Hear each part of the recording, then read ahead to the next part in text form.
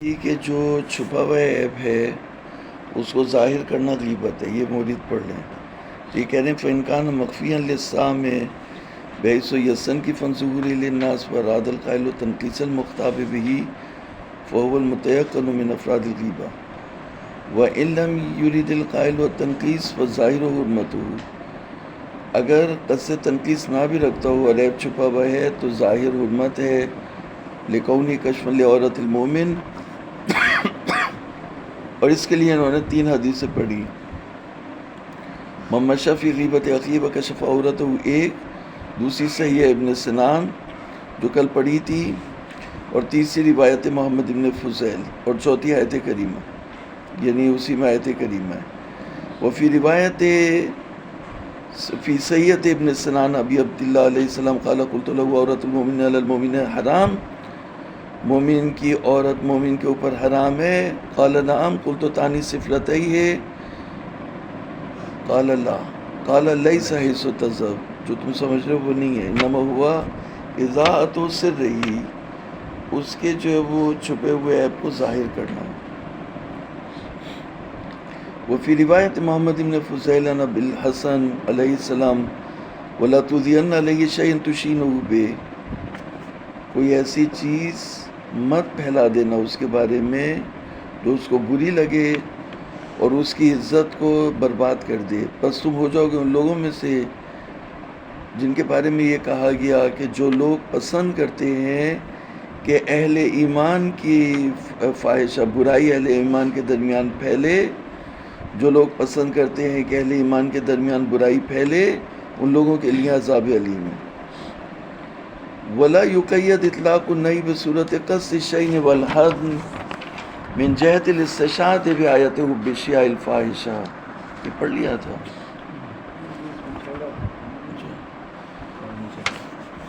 یہ کہہ رہے ہیں کہ کوئی اگر یہ کہے کہ جو حب ہے ان الذین یحبون ان تشیع الفاحشۃ، یحبون کو یقصدون کی طرف اگر پلٹائے تو اگر یحبون کو یقصدون کی طرف پلٹائے تو پھر جو ہے وہ کیا مطلب ہم اس سے استفادہ کر سکتے ہیں قصد کا کہ قصد انتقاص رکھتا ہو، تو اس پہ بات کر رہے ہیں.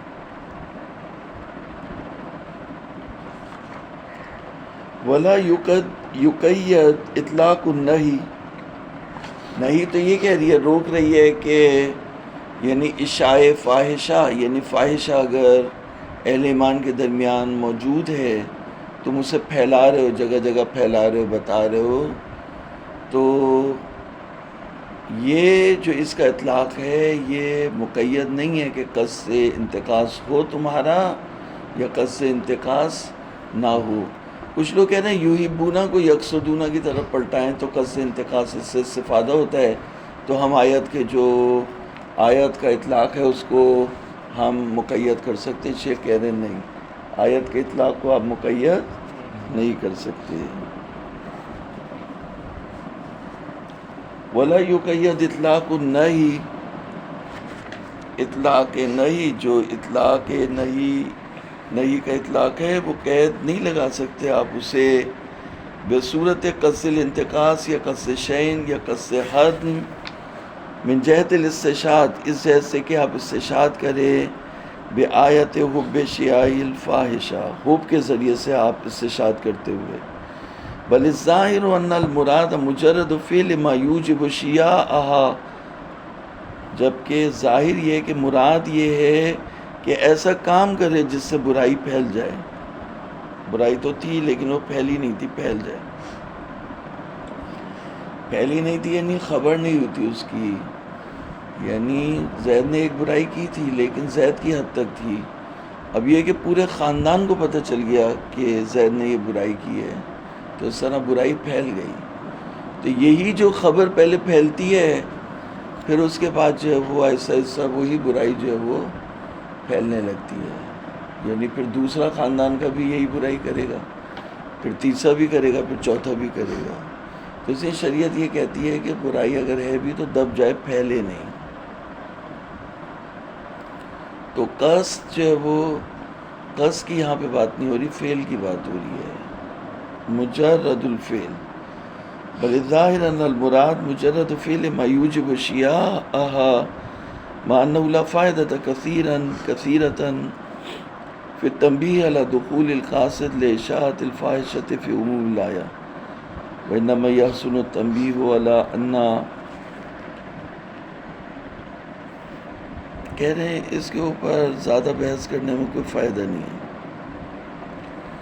انما یحسن تنبیہ اس کے اوپر ضرورت ہے، اس کے اوپر توجہ دلانے کی ضرورت ہے کہ قاصد سبب قاصد مسبب ہے. اگر کوئی برائی کر رہا ہے تو وہ برائی کرنے کا قصد انتقاص بھی رکھتا ہے، اگرچہ وہ عنواناً قصد انتقاص نہ بھی کرے تب بھی قصد انتقاص آ جائے گا. وہ کئی فقان جس طرح سے بھی کہیں فلا اشکال من حیث النقل والعقل فی حرمت ذات ما یوجب محانت المومن وسکوتہ عن اعین الناس فی الجملہ. کئی فقان کو اشکال نہیں ہے نقل اور عقل میں کہ فی حرمت ذات ما یوجب محانت المومن، یعنی حرام ہے مومن کو ذلیل کرنا اور لوگوں کو اس کی نظروں سے گرانا. وَإِنَّمَا الْكَلَامُ فِي أَنَّهَا غِیبَةٌ أَمْ لَا، کلام اس میں ہے کہ یہ غیبت ہے یا کسی اور بابت سے حرام ہے، یعنی مومن کی اہانت کی بابت سے حرام ہے یا اس کو اذیت ایذاء المومن کے عنوان سے حرام ہے.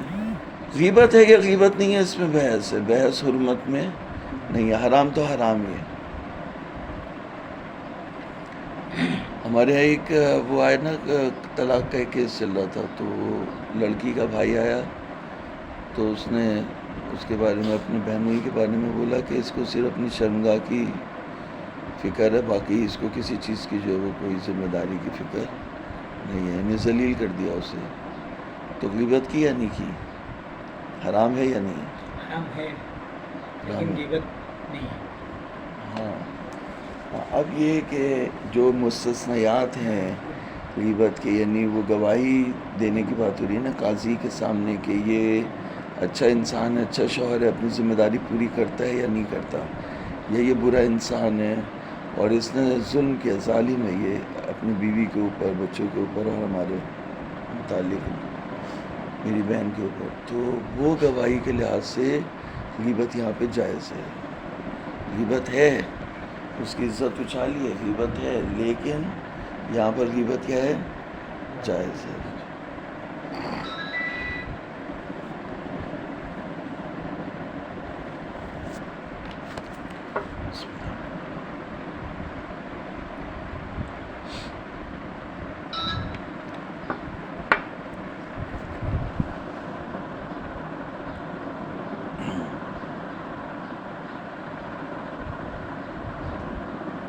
مختصر اخبار المتقدمہ بعصرها ذالک خصوصاً المستفیضۃ الاخیرہ فإن التفصیل فیہا بین الظاہر والخفی انما یکون مع عدم قصد القائل المذمۃ والانتقاص واما مع قصدہ فلا فرق بینہما فی الحرمۃ والمنفی فی تلک الاخبار وإن كان تحقق موضوع الغیبت دون الحکم بالحرمۃ الا ان ظاہر سیاقها نفی الحرمۃ فيما اداها ايضا لكن مقتضى ظاہر التعریف المتقدم عن کاشف الریبۃ عدمه لأنه يعتبر قصد الانتقاص والذم الا يراد اعتبار ذلك فيما يقع على وجهين. یہ بورڈ آ جائے گا، بورڈ کہ پہلے الغیبت ان تقول فی اخیک ما سترہ اللہ علیہ.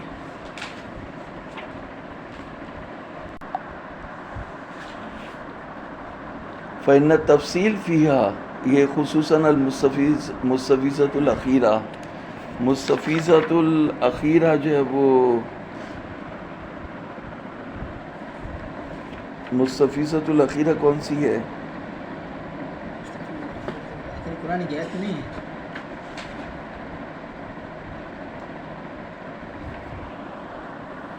آخری جو انہوں نے بیان کی، صحیحہ بیان کی ابن سنان کی، اس کے بعد روایت محمد ابن فضیل بیان کی. ٹھیک ہے، اس سے پہلے جو ہیں وہ پھر یہ ہیں، یہ جو حسنۃ عبد الرحمن ابن سیابہ ابن ہاشم.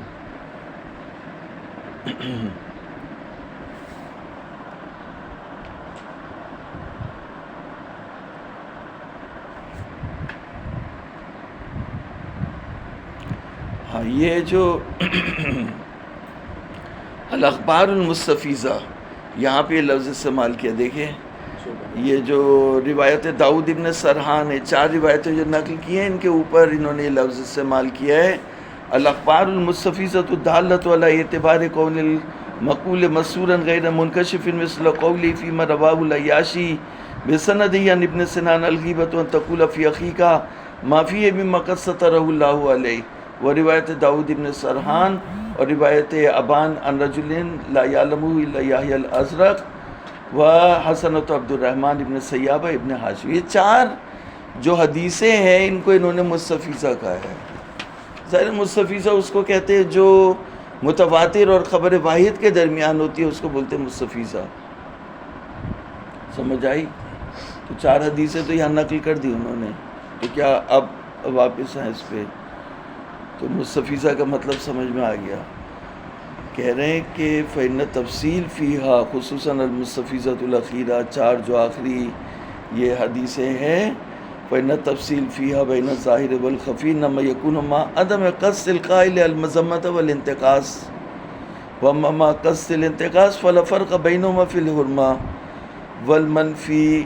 اچھا، کچھ لوگوں نے یہاں پر یہ کہا ہے کہ امام نے جو کہا کہ عیب چھپا ہوا ہو تو غیبت ہوگی، یہ غیبت کا موضوع معین کرنا تھا، حرمت کی نفی نہیں کرنا تھا، وہ بھی حرام ہے.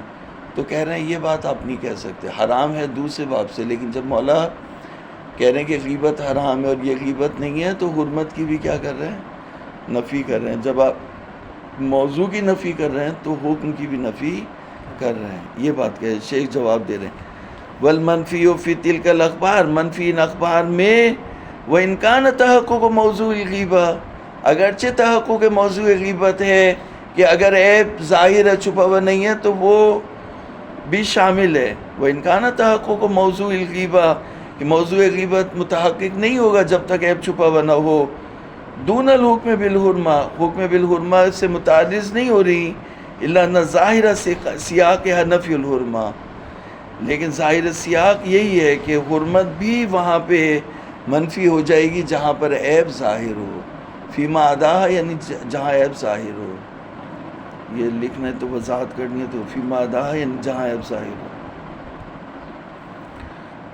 لیکن مختصر ظاہر تعریف المتقدم ان کاشف الریبت عدم ہو، کاشف الریبہ سے جو انہوں نے یہ قصد انتقاص والی تعریف نقل کی، اس میں شرط کیا قصد انتقاص کو، تو یہاں پہ قصد انتقاص نہیں ہے تو ظاہر ہی ہوگا کہ غیبت نہیں ہے. لأنه اعتبر قصد الانتقاص والذم، اس لیے کہ اس نے اعتبار کیا قصد انتقاص اور ذم کو کاشف ریبت نے. الا یراد اعتبار ذلك فيما يقع على وجهين دون ما لا يقطع الا على وجه واحد، مگر یہ کہ ارادہ کیا جائے کہ اس کا اعتبار فیما یقع علی وجہن، 2 وجہ کی 2 طریقے سے ہے. دون ما لا یقطع الا علی وجہ واحد. فإن قصد ما لا ينفك عن الانتقاص قصد اللہ، یعنی قصد ما لا ينفك عن الانتقاص، آپ کسی شخص کی برائی کر رہے ہیں تو یہ لا ينفك ہے قصد انتقاص سے، یعنی قصد انتقاص ہے تبھی اس کے آپ کیڑے نکال لیں. وَإِنْ كَانَ الْمَقُولُ نَقْصًا ظَاهِرًا لِلسَّامِعِ، اگرچہ جو بات آپ کہہ رہے ہیں وہ ظاہر ہے، چھپی بھی نہیں ہے. فَإِنْ لَمْ يَقْصُدِ الْقَائِلُ الذَّمَّ وَلَمْ يَكُنِ الْوَصْفُ مِنَ الْأَوْصَافِ الْمُشِيرَةِ بِالذَّمِّ نَظِيرَ الْأَلْقَابِ الْمُشِيرَةِ بِهِ فَالظَّاهِرُ أَنَّهُ خَارِجٌ عَنِ الْغِيبَةِ لعدم وصول کراہت للمقول فیہ لا من حیث الاظہار ولا من حیث ذم المتکلم ولا من حیث الاشعار. کیسا پہن لیے گا؟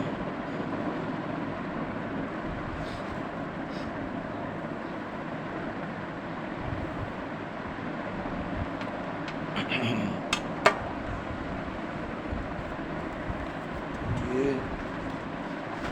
جو ہے نا یہ یہاں پہ لکھ لینا.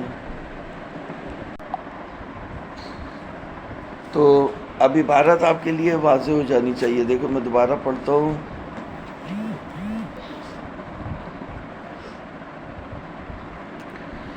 فَإِن لَمْ يَقْصُدِ الْقَائِلُ الذَّمَّ وَلَمْ يَكُنِ الْوَصْفُ مِنَ الْأَوْصَافِ الْمُشِيرَةِ بِالذَّمِّ نَظِيرَ الْأَلْقَابِ الْمُشِيرَةِ بِالذَّمِّ فَالظَّاهِرُ أَنَّهُ خَارِجٌ عَنِ الْغِیبَةِ، غیبت سے خارج ہے، کیونکہ نہ کوئی چھپا ہوا عیب ظاہر ہوا، نہ جو ہے وہ القاب مشیرۃ بالذم، یہ انہوں نے اچھا تڑکا لگایا نا القاب المشیرۃ بالذم، کہ بسا اوقات جو ہے وہ انسان کسی کے چھپے ہوئے عیب کو ظاہر نہیں کرتا، لیکن اگر لقب اس نے بنا لیا جو مشیر بالذم ہے تو اس سے بھی غیبت ہو جاتی ہے. تو اگر قائل قصد مذمت نہیں رکھتا اور عیب بھی چھپا ہوا نہیں ہے، اور لم یکن الوصف من الاوصاف المشیرۃ بالذم نظیر الالقاب المشیرۃ بالذم فظاہر انه خارج عن الغیبۃ لعدم حصول کراہۃ للمقول فیہ. تو ظاہر یہ کہ غیبت سے خارج ہے کیونکہ کراہت حاصل نہیں ہوئی مقول فی کے لیے، لا من حیث الاظہار ولا من حیث ذم المتکلم، نہ اظہار کی جہت سے، نہ ذم متکلم کی جہت سے، اور نہ اشعار کی جہت سے. وَإِنْ كَانَ مِنَ الْأَوْصَافِ الْمُشِيرَةِ بِالذَّمِّ أَوْ قَصَدَ الْمُتَكَلِّمُ التَّعْيِيرَ وَالْمَذَمَّةَ بِوُجُودِهِ فَلَا إِشْكَالَ فِي حُرْمَةِ الثَّانِي. اگر اوصاف مشیرہ بالذم ہے تو کیونکہ قرآن مجید میں آیا وَلَا تَنَابَزُوا بِالْأَلْقَابِ، القاب کو مت یعنی خراب مت کرو، برا نہیں کرو، یعنی اس کو خراب کر کے پیش نہیں کرو، جیسے چڑ بناتے ہیں تو وہ القاب کو خراب نہیں کرو.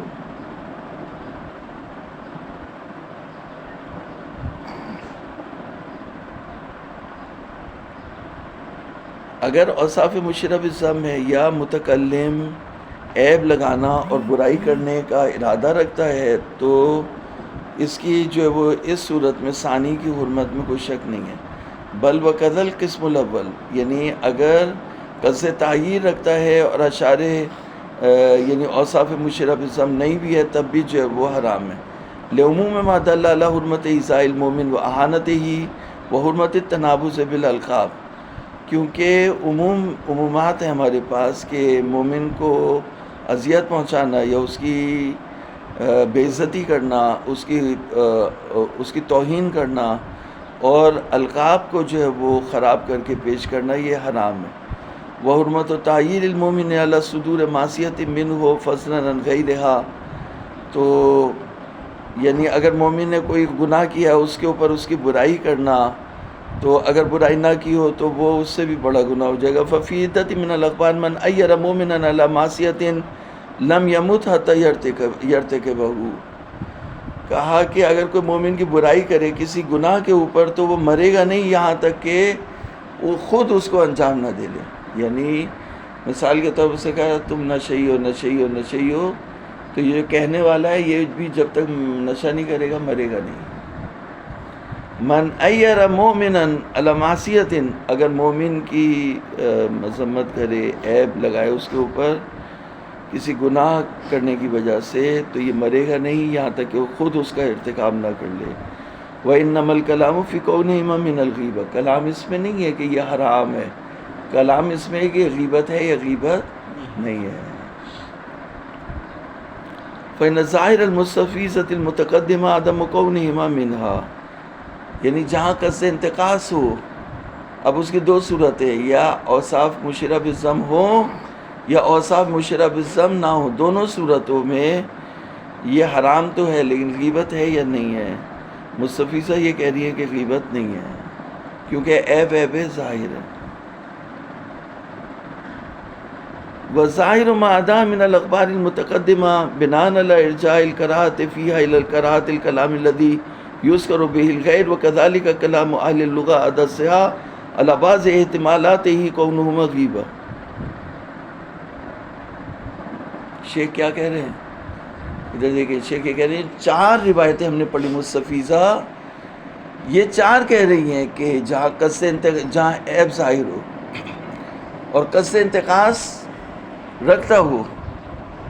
پھر دوسری صورت ہے قصد انتقاص نہیں قصد انتقاص بھی رکھتا ہو اور یہ اوصاف مشرہ بالضم میں سے ہو. یہ دونوں شامل کر لیجیے. یہ اکیلی بھی صورت ہے کہ صرف اوصاف مشرہ بالضم ہو، قصد انتقاص نہ رکھتا ہو. تو یہ ان صورتوں میں جہاں عیب ظاہر ہو، ان چار کے مطابق مستفیضہ کے مطابق یہ غیبت نہیں ہے، حرام ہے لیکن غیبت نہیں ہے. لیکن جو باقی روایات ہیں اور صحاح ان کے مطابق غیبت ہے ایک صورت میں. کس صورت میں؟ جب آپ کہیں ذکر کا اخا کا بما یکرہ ہو، ماں کو آپ پلٹائیں کلام کی طرف، چھپے ہوئے عیب کی طرف نہ پلٹائیں. تو اگر ماں کو آپ کلام کی طرف پلٹا لیں تو وہ روایات بھی جو ہے وہ ان سے آپ استدلال کر سکتے ہیں کہ یہ جو ہے وہ شامل ہو جائے گا غیبت میں. یہ کہہ دیں دیکھو فإن ظاہر المستفیضۃ المتقدمہ عدم کونہما منہا وظاہر ما عداها من الاخبار المتقدمہ بناء على ارجاء الکراہۃ فیہا الی کراہۃ الکلام الذی یذکر به الغیر وکذلک کلام اہل اللغۃ دس على بعض احتمالات کونہ مغیبہ. یہ غیبت میں سے دونوں صورتیں ہیں. والعمل بالمستفیضہ لا یخلو من قوہ، یعنی عمل مستفیضہ کے اوپر ان چار روایتوں کے اوپر عمل کرنا قوت سے خالی نہیں ہے. تو شیخ کا فتویٰ یہ ہو گیا کہ غیبت نہیں ہے. چھپے ہوئے عیب کو ظاہر کرنا یا جو وصف مشعرۃ بالضم استعمال کرنا، چل بھائی لنگڑے، چل بھائی گونگے، تو یہ اس طرح کے جو ہے القاب استعمال کرنا یہ غیبت نہیں ہے لیکن حرام ہے. وَإِنْ كَانَ ظاہر الاکثر خلافہ، ظاہر اکثر یہ ہے کہ یہ غیبت ہے. فَيَكُونُ ذِكْرُ الشَّخْصِ بِالْعُيُوبِ الظَّاهِرَةِ الَّذِي لَا يُفِيدُ السَّامِعَ اطِّلَاعًا لَمْ يَعْلَمْهُ وَلَا يَعْلَمُهُ عَادَةً مِنْ غَيْرِ خَبَرِ مُخْبِرٍ لَيْسَ غِیبَةً. یعنی سامع کے لیے اگر کوئی نئی اطلاع ظاہر نہیں ہوئی جسے وہ نہیں جانتا ہو یا نہ جانتا ہو عام طور سے، بغیر خبر مخبر کے خبر دیے ہوئے، تو وہ والا عیب نہیں ہے. تو یہ پھر یہ غیبت نہیں ہے. الا اذا ثبت الغرم من حيث المذمة والتعيير اور من جهة كون نفس الاتصاف بتلك الصفة مما يستنكف المختاب ولو باعتبار بعض التعبيرات فيحرم من جهة الإيذاء والاستخفاف والذم والتعيير. غیبت نہیں ہے پس اس کی حرمت دوسری جہت سے ایذا کی جہت سے ہو جائے گی. ثم الظاہر المصرح به فی بعض روایات عدم الفرق فی ذلك على ما صرح به غیر واحد بینما کان نقصانا فی بدنه، کہ یہ ایک الگ مطلب ہے. وصلی اللہ علی محمد وآلہ الطیبین الطاہرین. اللہم صل جاؤ